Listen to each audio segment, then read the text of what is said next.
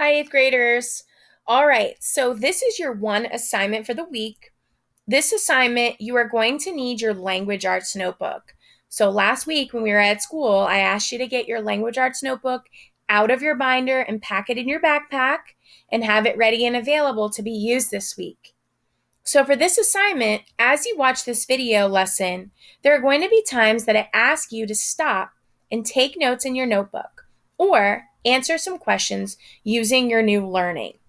Now, these notes in your new learning, I am going to check when you come to school on Thursday. So you need to make sure that you have this assignment finished by the time you get here on Thursday. And you have your notebook with you so that we can take some additional notes and do some additional stuff in there. All right, so this assignment this week is going to be about the race strategy. So you guys, last year, I know all of your teachers in language arts used the race strategy to help you answer questions about your reading. And the race strategy really just kind of helps us improve our explanation by including cited evidence in our answer. And so here's what we're going to do. The first thing I want you to do is open up your language arts notebook. Once you've opened it up, we are going to title the first page of our language arts notebook with the race strategy. So we're going to write that nice and big at the top of our notebook page, the race strategy. And then we are going to answer both of these questions in blue in our notebook. So basically what I'm telling you to do is we're going to copy this entire slide in our notebook on the first page. So the first thing is, well, what is it? What is the race strategy? And the race strategy is a writing strategy used to help writers like you thoroughly answer a question about our reading. Sometimes, you guys, when you give answers to a question, you're very, very vague and it's not 100% clear that you've read the story and that you understand the story on a level that is in-depth. And so the race strategy helps us perfect that in-depth answer every time. And then, why use it? Well, we use it to organize our writing and strengthen our explanation of why we chose a particular answer by using text evidence. We use this strategy, you guys, so that you could prove your answer to me as opposed to you just telling me what you think the answer might be. It's kind of showing me that you're confident in your answer because you can defend it and support it. And so, in our notebook, we should have written the race strategy as the title. We should have written what is it, and then the answer, and then why use it, and then the answer. All right. So here's the strategy. I know for most of you this is just review, but I do want this to be in your notebook so that you could reference it at any time. So right underneath what we've just written in our notebook, I want you to write the strategy. And then I would like you to copy everything on this slide. And so I'm going to go through all 4 steps, especially for those of you who have never used the race strategy before. And I want you to go through all 4 steps of the race strategy, writing down what each part stands for.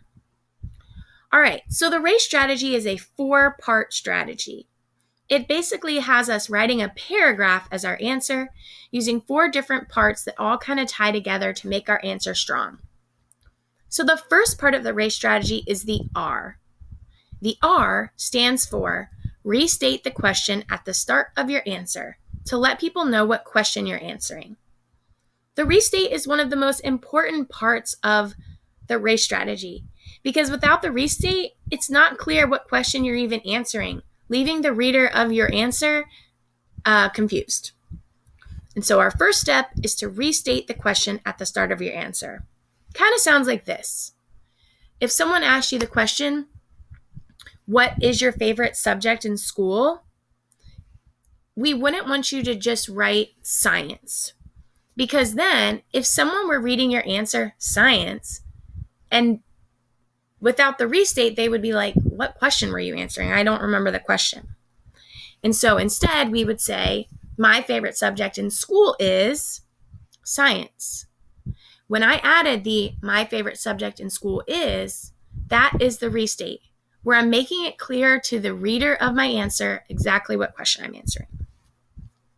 Then we have the A for answer the question clearly. Then we move on to the C of the race strategy, which is to cite text evidence directly copied from the text. This evidence should help prove your answer. Guys, in the race strategy, it's so important that you are able to pull lines from your story and copy and paste them into our answer to prove exactly what you are saying. So, for example, in the story that we read last week or 2 weeks ago called Ruthless, we had that character named Judson. And if I asked you the question, why was Judson so angry in the story? You might say, Judson was so angry in the story because someone stole his liquor. Then you would copy and paste text evidence from the story to prove to me that that's why he was so angry. By doing that, you're not only giving an answer that you think is right, but you're proving that the answer is right, which then lends itself to a stronger overall answer. And the last step to the race strategy is to explain your answer and how the text evidence clearly supports it. This is where you're really proving that answer to me and how the text evidence that you've selected supports your answer in a way that makes the answer stronger. And so we should have written all of this slide down in our notebook. All 4 steps, all 4 definitions. So at this point in the lesson, this is what your notebook should look like. You should have titled the page The Race Strategy. You should have written what is it and the definition, why use it and the answer, and then you should have written all 4 parts of what the race strategy is. So far, this is what your notebook should look like. If it doesn't look like this, go ahead and stop and get all this written in so that you can reference it later. Again, I am going to be checking this on Thursday when we're at school. All right, so let me prove to you just really quick here why we use the race strategy. Because right now, if I stopped class and I asked all of you to answer this one question, why was Judson so angry about his missing liquor? Here are some answers I might get. He thinks someone stole it. He doesn't like people touching his stuff. Guys, both of those answers are correct. That is why he's angry. He does think someone stole it. He doesn't like people touching his stuff. But right now, those answers are so vague that I can't tell 100% that you are able to defend that answer. And so, when you use the race strategy, your answer gets a lot longer and more detailed to really show the depth of your understanding. So, this might have been a typical kid answer. Here's what a race strategy answer might look like. Before I even read it, look how much longer it is. Making it a lot longer tends to also strengthen the answer because then you're showing your understanding a little bit more than in a 1-sentence answer. So I went ahead and color coded all of my sections. And so here's what the race strategy answer would sound like. Judson is angry about his missing liquor because he is possessive of his personal belongings and feels he has been stolen from. There was my restate and my answer. Now I'm going to cite evidence. In the story, it is revealed that Judson has a special closet where he keeps his most important possessions. Readers learn that not even his wife was allowed to have a key, for Judson Webb loved his personal possessions and became furious if they were touched by any hand but his own. This proves that Judson gets incredibly angry when anything of his is even touched, let alone stolen. The fact that someone took from him without his knowledge makes him feel as though that person needs to pay with their life. Now notice every section of the race strategy is there. I restated, answered, gave evidence right from the text to support what I'm saying, and then I explained it. This is the type of answer I'm going to expect from you this year when answering questions about our reading. Now, we're going to go ahead and try it step by step. Again, I know a lot of you already know race strategy, but it is important that we kind of get it back in our brains so that we can be using it all the time in class. All right, so I would like you to turn to a new page in your notebook. And on the top of that new page, I want you to title it R&A, Restating and Answering. Just this title up here at the top, R&A, Restating and Answering. And then I would like you to write just this definition here. The purpose of restating the question when giving an answer is to make it clear exactly what question you are answering. Once you have written that, that is all we're going to write for a second here. Now, recently I was talking to a former student of mine who's in 10th grade at Grove City High School, and I wanted her help with this assignment, so I asked her 4 random questions, and here are the answers that she gave me. Her first answer was August 10th, 1970. Her second answer was a cat. Her third answer was science. And her fourth answer was ride horses. Now, at this point, you're reading her answers, but it isn't totally clear what questions I asked her, because the answer, a cat, could really go to hundreds of different questions. The problem that she has here is that she's given an answer, but because she didn't restate the question, it's hard for you as the reader of the answer to tell exactly what question she's answering. So, in your notebook, I would like you to number 1 through 4, right underneath where you wrote this, okay, 1 through 4. And I want you to write, what questions do you think I asked her based on these 4 answers? What might I have asked to get the answer August 10th, 1970? What might I have asked to get the answer? A cat, and so on and so forth. What do you think I asked?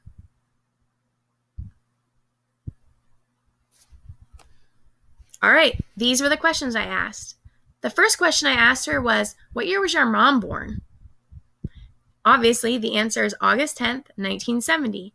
But without the restate, I wouldn't have known what question she had been asked. My second question was, what kind of pet do you wish you had? Then I asked, what subject is the most challenging for you? And then lastly, I said, what is a hobby you used to have but don't have time for anymore?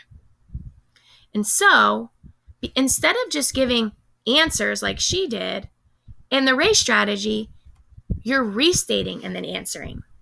Remember, the purpose of the restate is to let the reader know what question you are answering. So, here's what this would look like.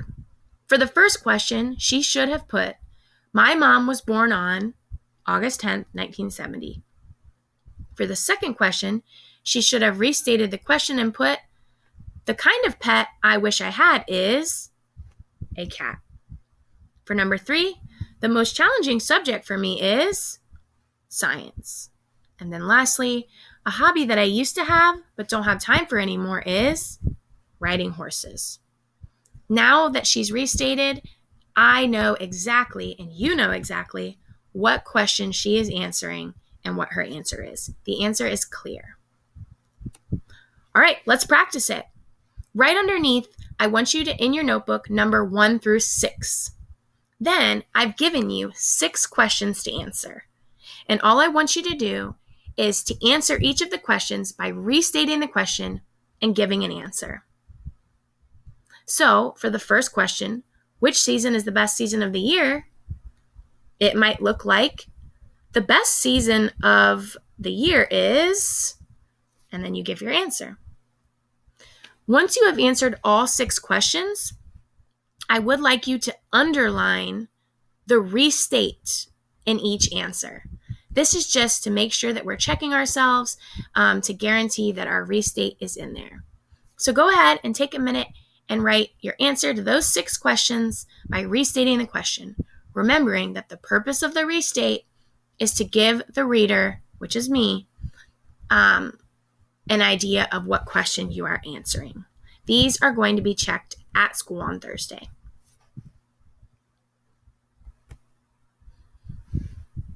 Once you've done that, this is what your notebook page should look like. We should have titled it R&A, Restating and Answering. We should have written the purpose of restating. Then we should have written our 6 answers in our notebook.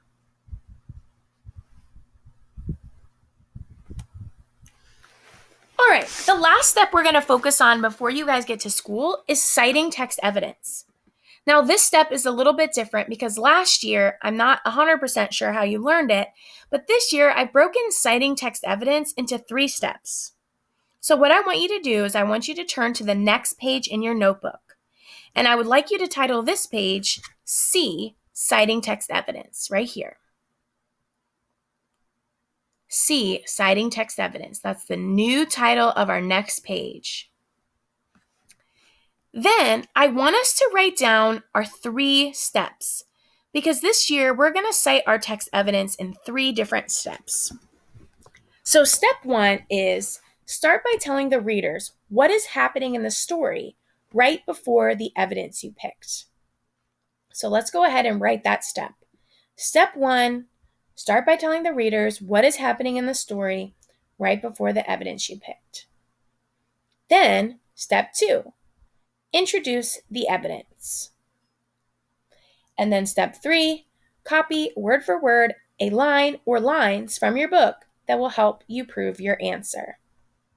Now we're going to go over all 3 of these steps in detail, but it is important that you have all 3 of the steps written down in your notebook. So let's talk about step 1. The first step of citing text evidence is to give the reader some explanation of what's happening in the story before copying and pasting evidence from the text. So here's an example. Let's say I asked you the question, how did Judson have bad karma? You might answer the question by saying this. Judson had bad karma by tripping on an acorn and being given the poisoned whiskey to drink. Now, I'm going to explain what is happening in the story so that readers understand how he got bad karma. So, I wrote, in the story, Judson poisons the half-empty bottle of liquor with 2 small white pills. His wife desperately tries to stop him, but Judson presses forward anyway. He states that no one is going to get hurt who hasn't got it coming to him. Now notice, in this first section of my text evidence, before I cited my evidence, I just gave a little brief summary about what was going on in the story, so that someone who's reading my answer, who's maybe never read the story, understands everything they need to know to understand that he got bad karma. And so I felt the readers needed to know that Judson poisoned the bottle and that his wife didn't want him to, but he did it anyway. Then I cited my evidence. Adding this little quick summary before citing your evidence makes the answer better because it's showing that you understand what is happening in the text. So that is step 1. Step 2 is to introduce the evidence. So right after you tell me a quick summary of what's going on in the story, you want to introduce the evidence using something like this. The author wrote, the author stated, according to the text states, in the text it said. One example from the text is when, on page blank, it said. Now, notice down there in my answer in dark green, I've done that. I started my text evidence by giving a short summary in the story, and then right before I copied and pasted evidence from the text, I put, he states that, just to let the readers know that now I'm about to transition from my words to words I've stolen from the text. And so what I would like you to do is in your language arts notebook, I would like you to write this. Here are some ways you can introduce the evidence. And then I want you to make a list right here of these ways. So these should be in your language arts notebook, writing them down.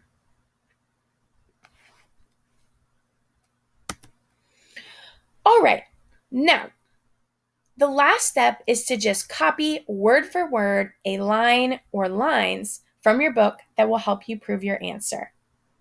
And so, here's an example. I might ask you the question, how would readers describe Judson? And here's what my answer might look like. I'm going to restate. Readers might describe Judson as, then I'm going to answer, someone who is vindictive.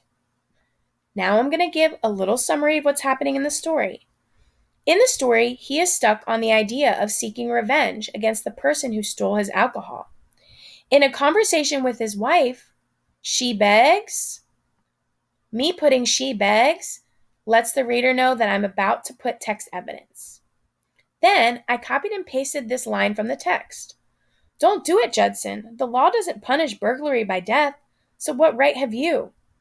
And he responds with, when it comes to protecting my property, I make my own laws. Notice I've done all the steps of the race strategy so far.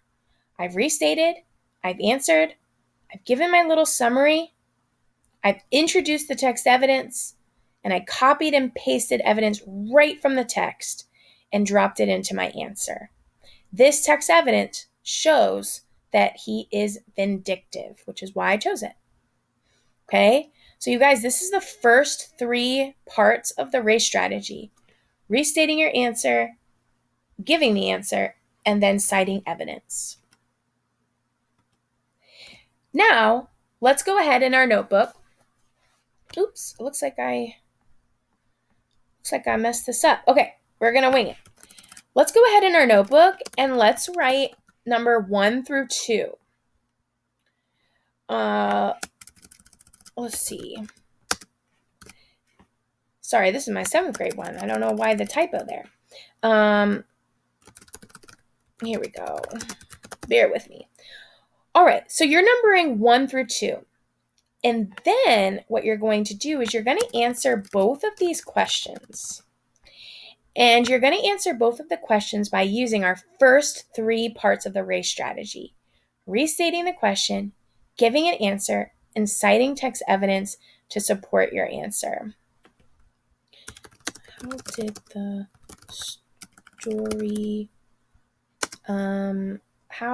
story let's do this. How was the story suspenseful?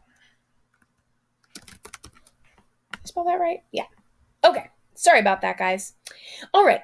So, again, you're numbering 1 through 2. Then you're answering each of these 2 questions below using our story Ruthless from 2 weeks ago. And you are going to answer the question by restating the question, giving an answer, and doing all 3 of our steps on citing text evidence. And so including a little summary, introducing the evidence, and copying and pasting some evidence into our answer. Okay? And so you're just answering 2 questions, 3 different parts, restating, answering, and evidence.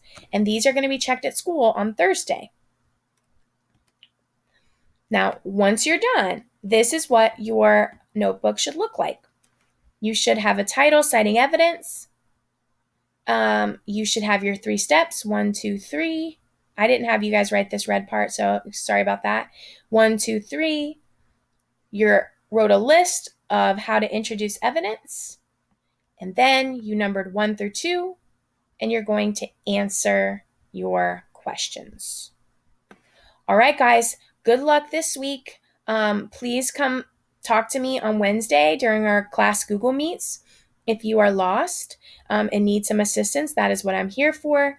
If not, I will see you on Thursday. Make sure you have your notebook with you and make sure you have, make sure you have these questions filled out and your notes all filled out because I am going to give you points for this on Thursday. All right, I'll see you soon. Bye-bye.